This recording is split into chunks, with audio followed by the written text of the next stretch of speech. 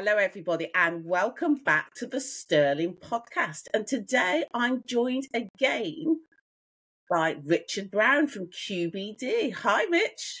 Hi, Julia. How you doing? I'm really good, thank you. So last time you were here, you spoke a lot about AI, which was absolutely fascinating. But you did mention a few things that, big changes that was happening within Google. And to me, Google's a minefield. So, tell us a little bit more about the big changes. Yeah, of course. So, as you mentioned, it's the AI thing. I think has really caught everybody's imagination. Everybody wanted to know, what this Chat GPT thing was in particular, how it could utilize their business, and the kind of bigger ramifications of it really was what it was going to mean to things like Google. And yes, that's what we'll obviously talk about today. I suppose I've kind of set the scene a little bit of why we should kind of care what Google is up to, and why we should really be kind of worried what Google is up to. Essentially, Google's run the internet for the last 20 odd years. They've kind of had their own wave in most of that time, is why it's so interesting now to see them having to kind of react and be a bit behind the eight ball with some of this stuff. But about 94% of all the searches done on the internet in the world is done on Google. So I'm pretty confident in saying everybody listening to this podcast will use Google at some point.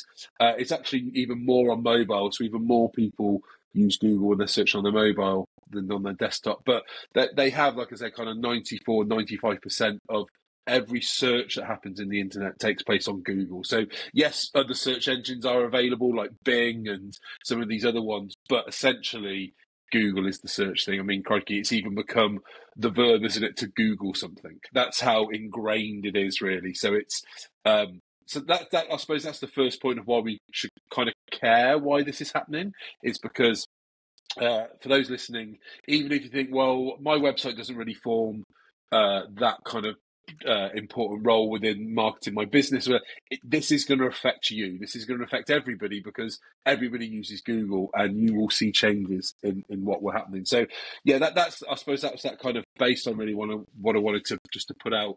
And then I think the big thing that's come around is that Google's had to react to how is it going to embrace this new kind of AI, movement that's going. What is Google's response to things like ChatGPT? Yeah. Because people do go to ChatGPT to ask it a question, and it will generate an answer. So people do start to kind of treat ChatGPT a bit like Google now. Without going too much into the detail, basically ChatGPT is owned by a company called OpenAI. OpenAI are funded by Microsoft. So, and Microsoft own Bing. So Microsoft and Google are competitors. So ChatGPT is kind of Microsoft, and Google need to kind of do something. For those that do use the search engine Bing, if you go on it now, you do have the option of just clicking the ChatGPT button. And so when you're searching Bing, it's kind of giving you that AI response. Oh. So there's a kind of lot going on in the tech valleys and the things in America of the kind of competition with these things, and so Google have had to kind of sort themselves out really and say, right, what are they going to do? What's Google's kind of version of all this AI supported, kind of tools that we've got at our disposal? So Google have released a couple of things. Well, one is called SGE, which I'll come on to, Google SGE. And then the other is Google Gemini, which kind of powers it all. And so basically what's happening is Google is going to have their own version of ChatGPT, where you will ask Google a question and it will generate an answer. So SGE stands for Search Generative Experience. So what's going to happen is that you will Google something like you might ask it to do like a fitness training plan, or you'll ask it the question that you would normally ask Google. And then I wouldn't ask it that. No, it's January, Julius. We'll try and keep it topical. That you ask Google a question, and at the moment it lists all the websites in the world that you can go and find an answer to that question. And that is, in a nutshell, how SEO works. So if we were looking for a recipe or ideas for a holiday, or how to promote your business better, or the benefits of networking, the benefits of business networking for your business, anything like that, you Google that sort of thing, And Google will give you a list of websites where you can go and find that information. So usually in a blog or on a web page, which is answering that question, providing you with that information. And that is kind of how SEO works. And that is how search on the internet works. You ask Google a question and it says, oh, you want to know about this? Here's a list of websites that you can go to where you'll find that answer. And then you go to that website, and then that's kind of how the digital marketing thing works in terms of, okay, now I'm on that person's website, I'm engaging with them, I might fill in the form or I might inquire about the product, and then I might become a client or a customer. I'll come back to why that point's important in a bit, but that's essentially how you get traffic to your website. So if we take Sterling, for example, someone might be Googling, how can I grow my business, or best ways to generate more leads in my business, that sort of thing. Sterling, Google might recommend Sterling's website, and then I read the benefits of networking on your website, and then I inquire to Sterling because I want to come to attend a meeting. So you've got that kind of journey that happens. What Google's going to do, which is going to throw everything up in the air a bit, is rather than just recommending the websites for you to where you can go read this stuff, it's going to generate an answer for me. And by that I mean it's going to read all the websites in the world that have to do about that topic I've just asked it, and it's going to come back and it's going to give me probably 2 paragraphs where it's just going to answer the question for me. Can I ask a question, Mitch? So Yeah. lots of people have been using, say, ChatGPT. They're used to it. I didn't know the association with Bing. How are they going to? Will they move from, say, like ChatGPT that they may have got into the habit of using? How will they start? How will they know how to move over to Google? So I think one of the things is that a lot of people obviously already kind of use Google with these things, so you'll see it. I'll kind of explain how it's going to, I suppose, how it's going to be kind of rolled out and how you're likely to see it in a bit. But eventually, you'll just start getting used to using it. And It's quite interesting because essentially Google has taught us how to search the internet in the last 20 years. It's taught us what to do. We have learned how to search the internet. And you ask it questions, and sometimes it tries to guess what you're trying to say, and it kind of preempts what you're going to type in.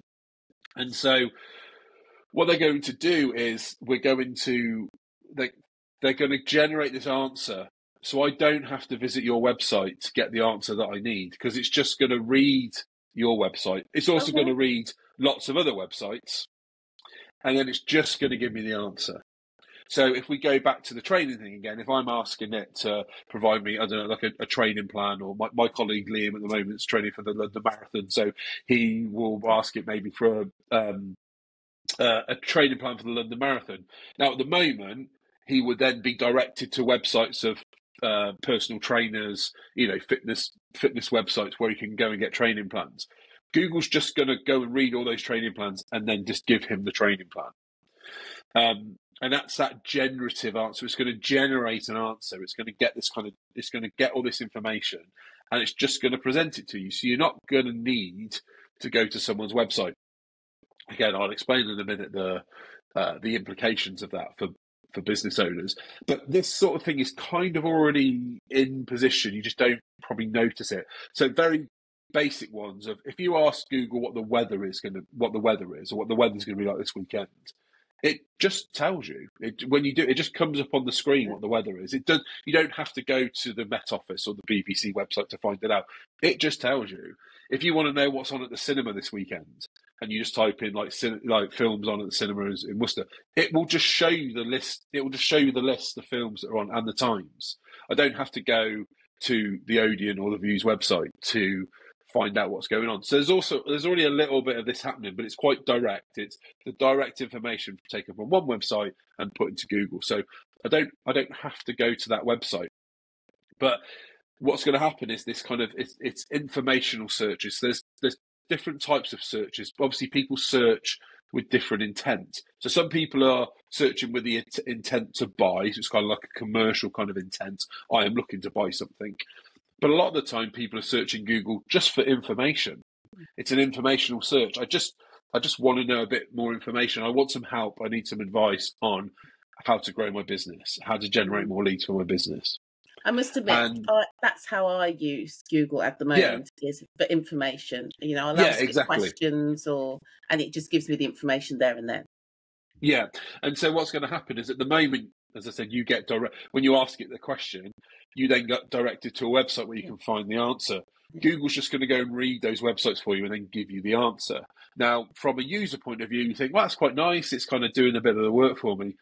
What it's going to mean for that website is the traffic to that website is likely to go down. So usually someone's website will probably be made up by about 40% of the traffic to that website from organic search would be that information type search. So people come to your website looking for an answer, looking for some information, some advice or guidance.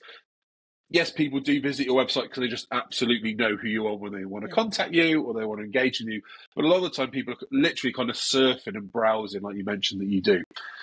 If Google starts answering those questions for you, the traffic to your website will go down, basically, because I won't need.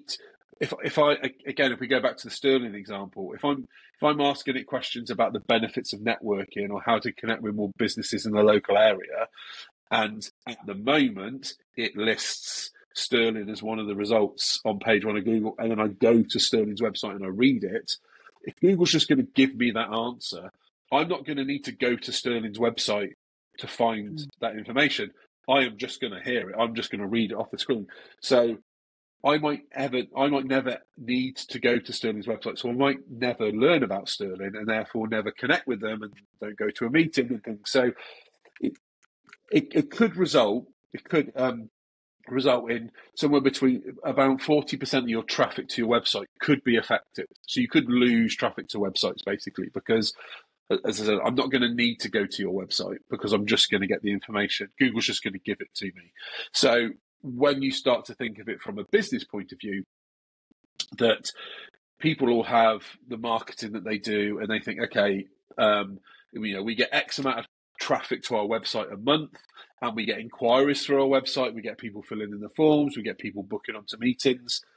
Well, if you're going to lose, say, even like 30-40% of the traffic to the website, that means that could have a knock-on effect for the amount of people that contact you through your website and therefore become a lead and things. So that's basically the big thing that's coming, is that it's likely to affect traffic to websites. And if your website is an active part of your marketing, as in, you do get inquiries from your website is essentially a salesman, that, it is out there being found by people, you do get inquiries through it, this is going to affect it because you're going to get less traffic to your website, basically.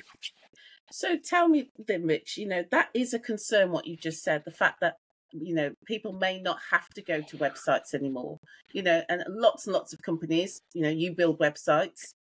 Yeah. What's going to happen then?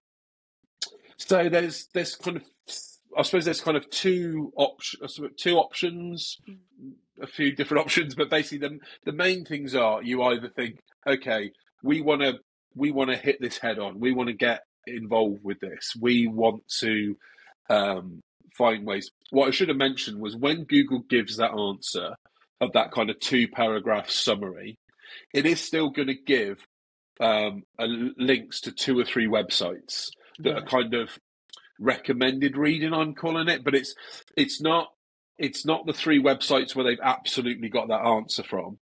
It's because they've got it from lots of different sources. It's going to be 3 websites with basically Google saying, you've asked about how to grow your business in the local area, and we've given you a 2-paragraph answer, and here are 3 websites that essentially back up what we're saying. So that could have huge value. So if you become a website which is featured in Google's top 3 recommended reading things, then you could argue that the traffic to your website could actually go up. So there's going to be a huge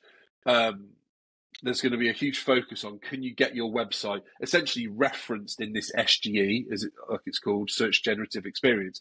Can you get your website and your web page referenced when Google is giving one of these answers? So Google gives the answer and it says, I got this information from lots of different sources and this website was one of them. And if your website is one of those, then that is like supercharged SEO. That's like really good thing to do.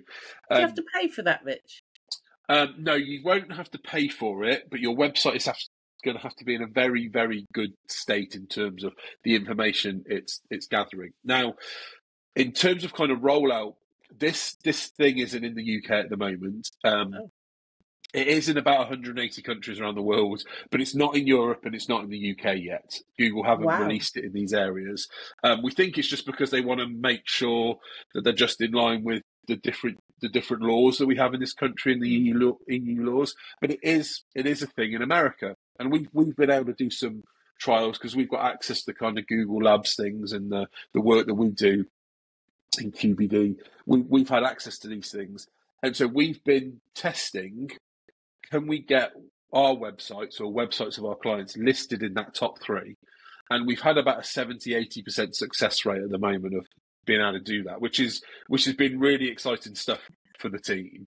The goalposts will always move, but we think we know essentially what the kind of formula is and how the algorithm works to get that there. And that's something we're going to be able to offer clients moving forward. So when this does drop and people do want to ensure that they kind of stay very high in Google and they benefit from this new way that Google is going to get us to search, we are going to be able to help people with that. But there's going to be a lot of work that needs to be done because basically your website will already need to be trusted by Google as a source. So you'll already need to be doing fairly well in SEO terms. You won't be able to go from nowhere if you've got a brand new website or a website that doesn't have much content on it and it doesn't really rank very well in Google at the moment. You're not just going to be able to overnight just jump to the top of this SGE thing. You're going to have that process in place. So, Rich, for listeners, or if you've got a small business and you don't really understand, like me, much about websites, how can you make sure that your website is trusted and it's a good website? What sort of things would you need? Yeah, well, first of all, I said we can certainly help those things to kind of make, if you want to check if you're kind of Google SGE ready, that's the sort of thing that we're always happy to have a look at. There'd be no charge for us to go through those things, and we can see if your website is in a position to try and get ranking well in this new Google way. That's the sort of thing that we can help people with. From a kind of DIY, do-it-yourself approach, the things to look at would be still things to your domain authority. So your domain authority is a score out of 100 that essentially is a trust score. And the higher the score, the more Google trusts you. Again, people can get in touch if they want to know what the domain authority is, but there are free tools out there. There are different things. There's one called Mozbar, Mozbar, and it will tell you what your domain authority is. Now, just as kind of word of warning for most businesses, your domain authority will be relatively low because it's a score out of 100, and websites like Facebook, LinkedIn, YouTube are all in the 90s. The BBC and those big news sites are probably in the kind of 70s or 80s. If you're a small business or a local business, you'll be doing well if your domain authority is at anything kind of over 25, 30. And that would be if you're putting effort into your SEO. If you're not putting any effort into your SEO, if you're not really adding content on a regular basis, and you're not doing things like backlinks and these things, you could be in the teens and even in single figures. It's not a kind of slight. It's not to say that your website's terrible, because there are other ways that you can promote your website, which we'll come on to. But it's just a fact. But if your domain authority is relatively low, then you've got a lot more. And the analogy I use, it's a bit like climbing a mountain. And so the domain authority just gives you a bit of a place really of where you are on that mountain, basically, and how much climbing you've got to do to kind of get near the top. So the domain authority would be the one to look at if people just wanted a quick sense check of, okay, where is my website in terms of all this Google stuff? But so we can certainly help with that. We're always happy to give advice with it. The other option that people have got, if you think, crikey, this is really scary, and I know for a fact that my website isn't very good from a Google point of view, and all these things, you're not sure what to do, then there are other options. Obviously, there are other ways that people can find your business other than Googling you. There's ads. Now, without kind of confusing the issue, ads is slightly different because you can just pay to be at the top of Google. It might cost you a lot of money, but you could pay to be at the top of Google. And that would kind of take out all the SGE stuff. So there's Google ads, there's social media ads like Facebook ads, LinkedIn ads, Instagram ads, those sorts of things. All of that won't be affected by this Google SGE thing. If you mainly promote your business through ads, then you can kind of carry on doing it. There's organic social media, there's email marketing, there's all these things. And dare I say it, there's kind of the more traditional non-digital ways to promote your business as well that where Google won't have any effect on. So what we're kind of saying to people is, it's probably a good time to get a bit of a handle of where we are. We refer to it as like a digital footprint. So just understand where your business currently is in a digital sense. Where are you on that mountain? What does Google think of your website at the moment? Because once you've got that and you've done that kind of, I don't like to use the word audit because it makes it sound a bit too accountancy, but no offense to accountants, but you want to get a handle of kind of where your website is. What does the internet essentially think of your website? What does Google think of your website? Once you've done that, you can think, okay, how high are we up that mountain? Oh, it's better than we thought, actually. We're doing quite well on Google. It won't take us that much, or we've got an opportunity to really get on board with this Google SGE thing and benefit from it. So it'll work really well, and it could really benefit us.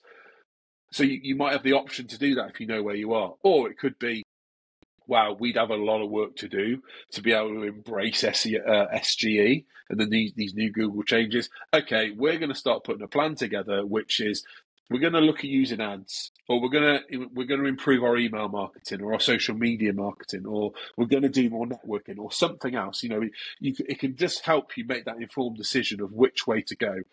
The thing we're saying with it is, like, don't do one of those. Don't do nothing, because it's going to hit people like this thing will hit people like a train. Obviously, we've been doing some events with Sterling around this, some face-to-face events as well. We're just trying to let people know that this thing is coming, and if you don't do anything, it is going to hit you like a train.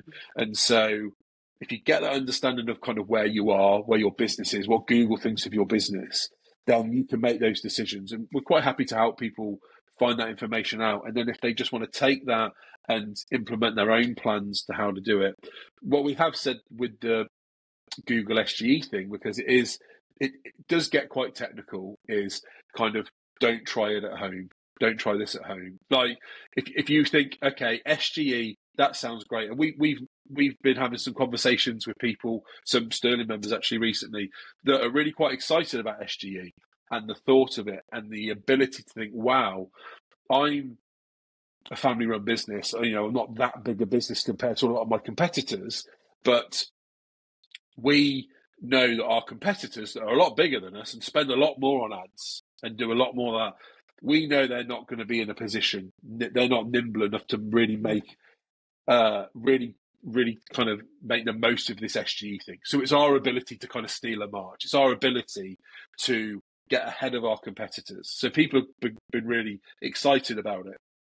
So it is a good opportunity if people want to go for it, but it is going to be quite technical. So if people are listening to this thinking, oh, okay, I'm just going to write a couple more blogs and I'll get included in Google's SGE results, you won't.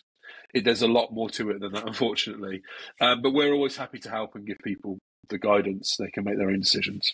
What's comforting to know, Rich, is just listening to you, a bit like before, is that you're very knowledgeable, and you can see that you've put a lot of time and effort understanding what's coming. Because as a business owner, you're trying to run your business, you haven't got time. And unless you'd have told me, I wouldn't have a clue. So I can imagine for a lot of businesses, like you say, it's going to hit them hard because they probably haven't heard about it. And it's quite scary. But listening to you, it doesn't have to be that scary, particularly if they come in and see you, and for you to give them that sort of business check, I suppose, on their website and what they're doing. So that's thank really you. good. Yeah, it's the thing we've had to work quite hard to keep up to date with it all. To be honest, it's moving at such a pace. I mentioned the talks, the events that we've run in partnership with Sterling, and the talks that we've done recently. I have to keep changing my slides all the time because it keeps changing. They keep updated. It keeps moving along, and different things keep changing. So we've put a lot of our own time and energy and effort into keeping up to date with this all, because we want to be able to help people, just give them a heads up. We can really go into the technical stuff if people are interested, but it's just that sense check of, you might just want to be aware of this. As I said, some businesses we've spoken to, they're like, that's fine. I don't get that many inquiries through my business. My website is there purely just to add credibility to my business. And that's the kind of reason why anybody has a website, really, isn't it? It's just to show that they're kind of a legitimate, credible business. And some of the people that we've spoken to have said, well, yeah, I don't get many inquiries through my website. It's not really that active a part of my marketing. It's not that salesman. It's just there as a reference point. So okay, it's interesting to know this, but thank you very much. And that's fine. If you don't rely on it, then that's kind of fine. You can think of other ways. But for the people that do really want to grow their business this year, really looking to generate more leads, this is a great opportunity to do that. And as I mentioned, to get ahead of competitors, because so many people don't realize this is coming. And if you can get ahead of the game on it a bit, you could really jump up. I said the trials that we've been doing, as I mentioned, where we've had like a 70-80% success rate of getting our own QBD pages ranking higher in SGE. The knock-on effect of that is just the other pages on our website have just risen up the rankings, because we're doing what Google wants us to do, so by nature of getting in a position where Google will reference you as one of their sources in SGE, it obviously means they trust you more, and then that's just going to bring all the rest of your website up. So it's just going to improve it all. So it's essentially SEO, search engine optimization, but on steroids. It's just the new big way of doing SEO. And yeah, we think it's very exciting for those businesses that, are looking to generate more leads. I said, or certainly are looking to get ahead of competitors or stay ahead of the game. It's going to be a really big, exciting opportunity for them. But like I said, there is another option. If you're not quite sure about it, or if your website's not in that right position to do it, then you might just have to think of other ways to kind of protect yourself against the loss of traffic that you might get. Interestingly enough, since the pandemic, there's quite a few businesses that have had to rely on the website because they've had to move over to online. So for them, this is going to be huge for them. Yeah, it is. And yeah, that you're absolutely right. We found that a lot, that businesses have to really kind of update themselves, I suppose, to kind of be to be more kind of flexible online. One of the other things that we have seen a little bit is, as I mentioned, for those businesses that are not too sure or a bit worried about SG or how to do it, those bigger businesses, their default just going to be, okay, we'll just spend more money on ads. So those bigger businesses that aren't really sure what to do, the way that they protect themselves about this potential loss in traffic, as I mentioned, you could lose up to 40% of your traffic, your informational search traffic to your website. And so if you're one of these kind of bigger, medium to large, massive businesses, and someone's telling the boss at that business, we could lose traffic to our website because of SGE, and they say, well, how can we guard against that? Well, the simple one is you just spend more money on ads. That's the very simple way that you protect the traffic to your website. You just spend more on ads. And so we've seen that already, that a lot of those bigger businesses will go to ads more, and they'll spend more money on ads. Now, the knock-on effect for that for small businesses and the businesses in the Sterling community is sometimes they're the ones that are competing with those bigger businesses. And if those bigger businesses have just gone and up their ad budget, the likelihood is those smaller local businesses aren't going to be able to compete on the ad front, because the ad front's just going to get more and more competitive, more and more expensive. So that's one of those knock-on effects as well, just to be aware of, is if you are running ads as a small business, it's likely that your cost per click, it's likely the amount that you have to bid on ads may go up slightly, because people are just going to run to ads because they feel it's the secure way of protecting their traffic. So yeah, there's all these little things, but as I said, we're always happy just to give people just I suppose a view of what's happening out there. As I said, we spend a lot of time researching this ourselves, and hopefully we then we are able to present it in a way that people understand it. The one thing that strikes me, though, you say it's so fast paced in terms of the changes out there. If you do sort of change your website and get it to optimum, how Yeah, often are you then going to have to relook at it to redo it, or is it just yeah, as and when? yeah. It's a good question. I think the first thing I'd say with it is that the climate of that mountain, improving your website from an SEO point of view, so getting it ranking higher in Google, and hopefully, with that kind of aim of maybe getting it referenced within the Google SGE results, is that does take time itself. Yeah, And it can take time to climb that mountain. Just because you put a blog on your website that says we're the best at organising events, unfortunately Google doesn't believe you because right. everybody kind of says that. so so you've got to build that trust up with Google, and there's lots of different ways that you could do that, which we're happy to share people with. Maybe that could be another podcast that we can go into those things. But so it does take time to build up that trust. So it can take sometimes even 6, 9, 12 months of just slowly kind of building that content. But because of that, we've had it sometimes where someone's put a couple of blogs on their website, and then they're like, "Oh, has my domain authority gone up? That score out of 100 that I mentioned, or the amount of keywords that have gone up?" Not yet. It takes a little while, so it does have to take a while. I think kind of checking in on your website scores, domain authority, the amount of keywords that you rank for, kind of on a monthly basis. Just as people want to get in touch, there's free tools out there that can tell you how many keywords you rank for, what your domain authority is. Just add a little note just to check it monthly or quarterly, just where it's going. If you're just doing things yourself, you'll just get a sense if you're going in the right direction, if you are climbing that mountain. So yeah, probably that would be what you'd want to do. I think the thing that we again worked really hard on was it's one of these things where if I came to you, Julia, and said, look, we're going to improve the SEO of your website. Oh, but by the way, it's going to take a year before you can judge me if it's going to work or not. So that's a lot of trust, isn't it? There's a lot of trust in that, and it gets to 10, 11 months down the line. And then I say to you, oh yeah, actually, Joe, it turned out it didn't work.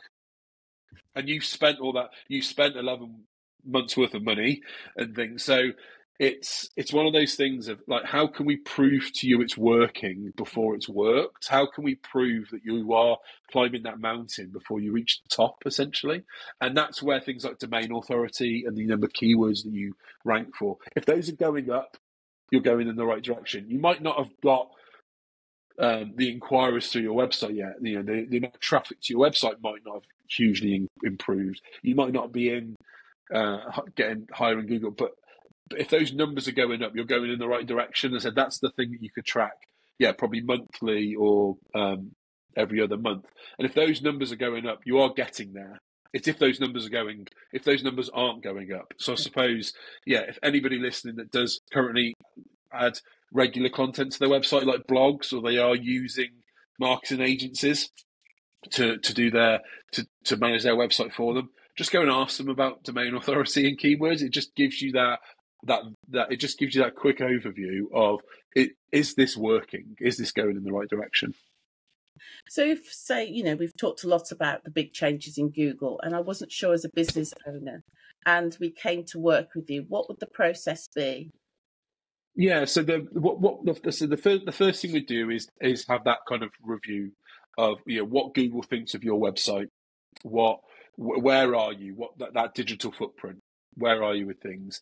If you really wanted to get on the SGE thing and really go for that, we'd have to take a deeper dive into individual pages on your website, because essentially to get ranking in SGE, it's individual pages. It's not just your website. It is a page on your website. So usually a blog or one of your service pages or something like that, or a case, it would be one of those pages. So we'd have to do a deeper dive into what content you've got in your website already, but then also what people are typing into Google, because that's essentially, you've got to marry the two up. You've obviously got to kind of answer what people are typing into Google. And then we've got to put a plan in place where we improve the structure of the website some of the technical stuff behind the scenes and the wording on the website. So that could be a kind of 2 or 3 month process in itself just to get to that point. We then add that new content that we think will get you ranking high in SGE. And as I said, we've had a 70-80% success rate of doing that so far. And so yeah, it's just kind of going through that process really. But yeah, we always kind of work collaboratively with our clients. They can kind of see what's going on. So even if they're not necessarily that interested in all the detail of what we're doing, at least they get a feel for it. And I think that's one of the things we've really been quite always keen to do, is that, you know, we've had people refer to us because they said, "Oh, so and so's doing my digital marketing. I don't really know what they do. I don't know what they do. I pay them. I don't really understand what I get for my money. I don't really know if it's working or not. They just send me a report. I don't really know. It's just a load of numbers." There's that element to it that we like to think, okay, if you're a client of QBD's and someone says, "Oh, what you do with your marketing," or "Who looks after your website," you'll never be in that position, because you'll always be able to say, "Oh, I know exactly what they're doing. I don't understand what they're doing," because they're clever at what they're doing. But at least you know the logic to it, and you know the direction, and you say, "Well, yeah, at the moment we're trying to do this, and I know that it's working, but it's taking its time." So yeah, it's really about just getting that understanding of where you are, and then I suppose I'll be honest, there'll be some businesses that will do it and will say, "Yeah, you're not going to be able to do this SG thing because there's a lot of other things to do on your website first, and it might take you 18 months to 2 years to get yourself in a position to have a go at SGE, and that might not work for you in timeframes. You might need results before then, or the products or the services that you offer just aren't going to be kind of suited to the SGE thing, because SGE isn't going to answer it's not going to come in for everything, so it's not really going to get into what Google refers to as your money or your life. So it's not, Google SGE isn't going to start giving you advice on investments and things, or health. It's not going to go there. AI is not going to start becoming a doctor and things. So there's certain businesses where SGE is not really going to impact you as much, or as I said, your website and what you offer just might not be kind of suited to it. But then, as I said, that gives you those other options to say, okay, that's not really going to be where we think you're the best way for you to generate your leads from, or you could generate leads from this, but it's going to take you 2 years and it's going to cost you £5,000. And you might think, no, actually, I don't want to do that. So that's fine. Then you think, okay, you can make an informed decision of building up your marketing strategy. Okay, well, we won't worry about that. Let's look at ads. And you think, well, actually, there's a load of big businesses that have just put more into ads because they're worried about SGE. Okay, so we're not going to do ads. That's fine. Let's look at a social media strategy or an email marketing strategy or whatever. And we can start helping you kind of plan those journeys through these different digital marketing options that you've got. And so you kind of know what the method is in how we're trying to generate leads. And then from there, like I said, when someone asks you, "Well, who looks after your marketing?" or "Why don't you do ads?" or "Why aren't you getting on board with the SGE thing?" you as a business can say, "Well, we looked at it. We did look at it, and we decided that it's not the right thing for us to do because of the business that we are, or we did some research on Google Ads, and it's just too expensive for us. We wouldn't get the return on investment that we would need." So you can start to kind of make informed decisions of these different options that you've got in marketing, saying, "Well, we don't do this because of this, and we don't do that because of the other," rather than just saying, "Oh, we don't do ads because I don't understand it." It's not really an excuse why you shouldn't do things. Or we don't use LinkedIn, we don't use Instagram because I just don't really know how to use it. You can say, "Well, we don't use Instagram because we don't feel it's the most effective way of reaching our target audience." And so we can help those businesses make those decisions, really. I could listen to you all day. It's fascinating, the information that you present, and you've explained it in such a clear way. So thank you very much, Rich. Thank you. For our listeners out there, if you wanted to know more, there'll be details about Rich and how to contact him and QBD in our bio. But thank you so much, Rich. It's been amazing. Thank you. Thank you very much.